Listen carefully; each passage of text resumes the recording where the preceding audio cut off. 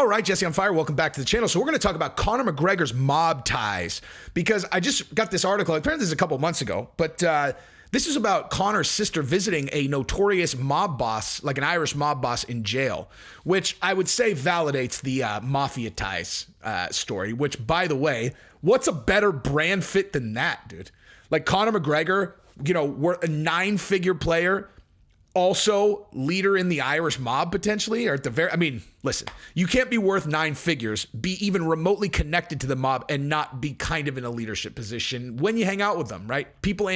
Whoever's got the most dough in the room generally runs the room, is all I'm saying. And Conor did get his bar firebombed. That's pretty Mafia-ish. We're going to talk about that. Then we're going to talk about Henry Cejudo, because he's chirping at Conor. Chirping. And I wanted to talk about that, but I figured that the Mafia thing's a little more grabby. And I've been trying to figure out a way to talk about that anyway. One really important thing. My boy Greg Goldman has a show on CBS called Beyond the Edge that is so sick, dude. They took a bunch of former football players and a bunch of other savages, and they it's basically Survivor with actual badasses, like Ray Lewis, Mike Singletary, and they're like they're in the jungle, son, like starving to death, up, like can't sleep, got to hunt for food. It's fucking sick, dude. Beyond the Edge, it's on CBS tonight. Watch it. Oh, wait, no, I'm sorry. Tomorrow night. Now, before I get into this also, the fact that I only have 16,000 subscribers on Jesse on Everything is ludicrous because it's a better channel than this one. And I'm going to prove it to you right now with this preview. So you watch this and you tell me that this is not directly in line with what you would expect from me. Watch it now. So now it's all hands on deck. Will Smith's canceled forever. Like, just shut up with that, dude. Like, he's embarrassed enough. He's been embarrassed. He should give Chris Rock some money or something or whatever. And then it's over with, dude. This was not that big of a deal. Like, it's not a big enough deal to ruin his career over. Like, Jesus, man. Shut up. Like, I just can't. That's why celebrities are so fucking lame. Like, shut up, dude. Just shut the fuck up. It's not that big of a deal. Shelve his Netflix thing. Cancel Bad Boys 3. Shut up, man. Like, God, dude. It's just exhausting. I can't stand it. Like, I can't stand inauthenticity. A lack of authenticity. I can't fucking stand it. No one thinks it's that big of a deal. You need to cancel all of his projects, dude. Unless you're a weirdo, which all of you are. Yeah, so you get the idea, okay? Oh my God, Will Smith slapped Martin Lawrence. He slapped Martin Lawrence. He slapped Chris Rock. Let's ruin his career forever. Shut the fuck up, man. I can't, dude. I can't. Is he an idiot? Of course. Do we need to destroy his? Is everything the biggest fucking deal ever? Like, that's why these people are the worst, dude. I got it. Like, I figured it all out. That's why they're the worst. Everything's the biggest deal ever. Oh my God, did you see the thing that guy tweeted? Did you see the thing that guy tweeted? Shut the fuck up, man. It's not that big a deal, you fucking nerd. Jesus, find something to do, you fucking nerd. For God's sake, I can't, dude. It's like the night of, like, half the people are all, he was protecting his wife. You can't get after him for a thing like that. That's a strong man protecting his wife. Oh yeah, that's a strong man. He looks like a fucking idiot is what he looks like. Okay, cool. So I think he's dumb. And then a week later, now I'm defending him because, you know, like, everyone in Hollywood, they're all, wait. Oh, so we're mad at him? Wait, we're mad at him? Oh shit. I think I defended him, man. I gotta go delete those tweets. So much authenticity. Look at you guys. And they're all, get him out of here. I'll never see another Will Smith movie ever again. I fucking hate that guy. I always knew he was a bad person. I fucking hate him. You're all, really? I think I have like 100 videos of you giving him a fucking virtual hand job. Fuck off. Shut up. Shut the fuck up. No one fucking cares. Shut up. Anyway, so yeah, moving right along. So let's talk about Conor McGregor. So Conor McGregor, his sister was seen visiting, what's this guy's name? I'm sorry, I forgot. He was visiting the Kinahan cartel-linked criminal Graham the Wig Whelan at a Port Laos prison. So let me tell you a smart thing that someone once told me, which is I told this to myself, and now I'm telling you. No one ever fucking told me this. When you're talking about cartel-connected people, what you do is you make sure you're speaking about them respectfully all the time, you know? Like, you don't want to create problems with someone who's going to come up from behind you and break your fucking skull. So if my tone sounds even moderately disrespectful, that's by mistake, or inadvertent would be a better way to put it. And that goes for Conor as well, obviously. But I mean, I've done 10,000 videos fucking giving Conor a virtual hand job. I assume he knows I'm a fucking huge fan. But yeah, I'm going to read this to you guys because, again, I think it's been established that Conor's like really close with this like Kinahan. I don't want to mispronounce that. The Kinahan cartel guys. Like they're like really good friends. And, and basically it says that his sister, Ms. McGregor, who I guess she's divorced. She's beautiful too, man. Look at Conor's sister.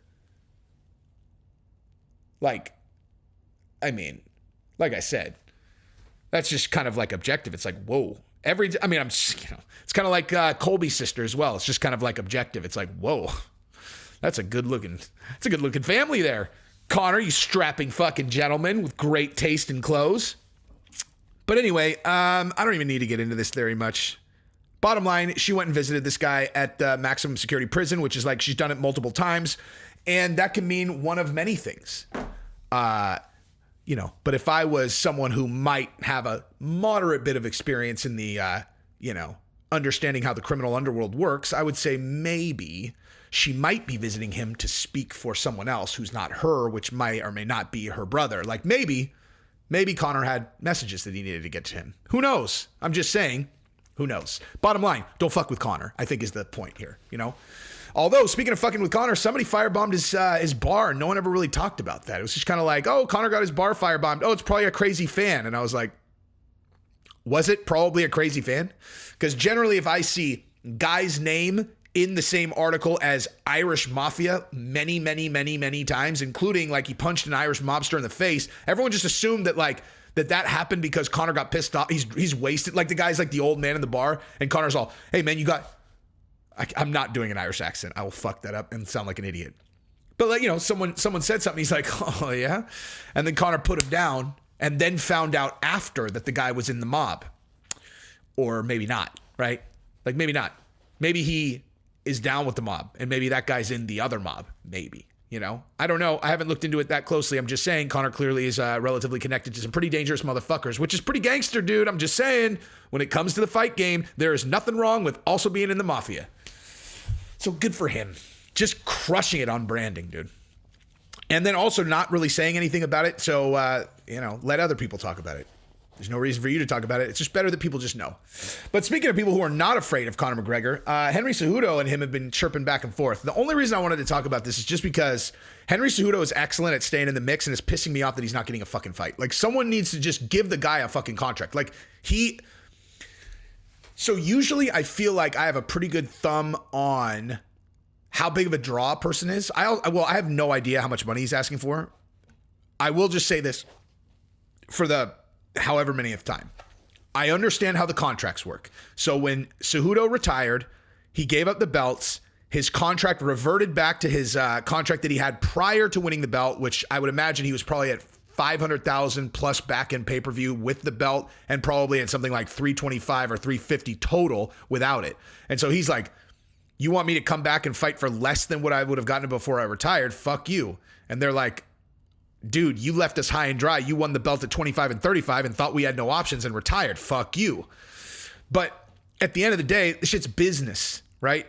Like Cejudo, again, this is one of those things where like I feel like I have a pretty good handle on how big of a draw someone is. To me, Cejudo's a draw. Now, I don't think he's going to be like a draw like, I know he's not a draw like Masvidal. Like if he's fighting, I'm not getting text messages from my casual friends like, hey, should I buy this fight tonight? I get those from Masvidal, Diaz, Conor. They don't even ask about Conor. If Conor's fighting, they're fucking buying it. Diaz or Masvidal, they text me, hey, should I get this fight? That's how I know that those guys are in kind of like a different realm. They do the casual guy. They don't text me for anyone else, and they text me every time about Masvidal and Diaz. Should I get this fight? Every time.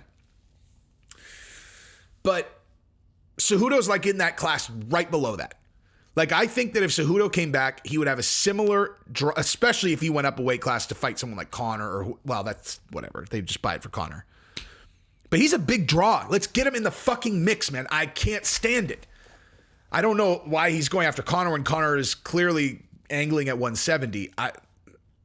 I'm really curious to see what Conor does. If he comes back at 70, 55.